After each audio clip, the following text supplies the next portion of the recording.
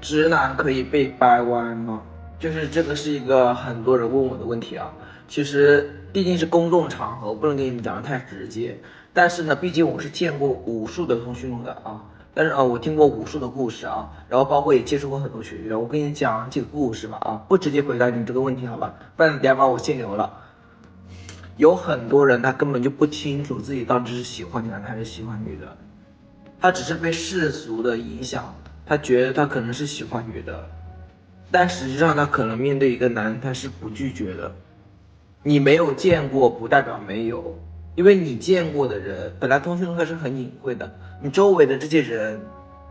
大部分没有人去主动给你去表达他的取向的，你见的人数量太少了，你不像我一样见过无数的，所以说你不见过没有见过不代表没有。我之前有一些学员啊，就是说他之前在上学的时候，然后就是有一个他的同学跟他表白啊，然后他就拒绝了啊，男同学跟他表白，他拒绝了，结果呢，他就不跟对方说话了啊。你以为他是个直的吗？实际上他内心是很后悔的，他很痛苦的，因为他不知道自己到底是喜欢什么，他也不能接受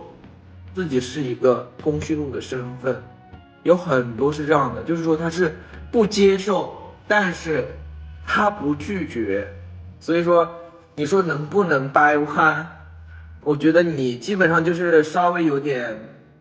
咱稍微就是说动下脑筋都知道我的答案了，但是我不能直接给到你答案，不然直接就给我限流了啊。所以说有时候啊，你看到你周围有一个朋友，你觉得他很直，真的不代表他就是真的是个直的，他可能只是一个不接受不拒绝的人。这样的人大概比例是多少呢？我给你一个大数据吧，10%还要多，10%还要多，真的啊！你但凡都去接触一下，你会发现真的，特别是我们初中的很多人，他们懵懂的时候根本分不清楚，这种比例可能都20-30%了。到后面就是说受到世俗的影响，开始分得清楚一点了，比例就开始下降，因为很多人就升贵了，就去结婚去了。还有一个就是说，你想得到一个人的心，想跟他在一起，你是需要循循善诱的，不能打直球，不能说我想跟你在一起，我跟你表白，你要跟我在一起，我给你发小作文，我给你发情书，你就跟我在一起。我跟你讲，哪怕他是个通讯录，他照样会拒绝你的。所以说，有时候你看到你周围这个朋友，你真的很喜欢他，然后你就跟他表白被拒绝了，不代表他是个直的，可能人家只是没有看上你。就是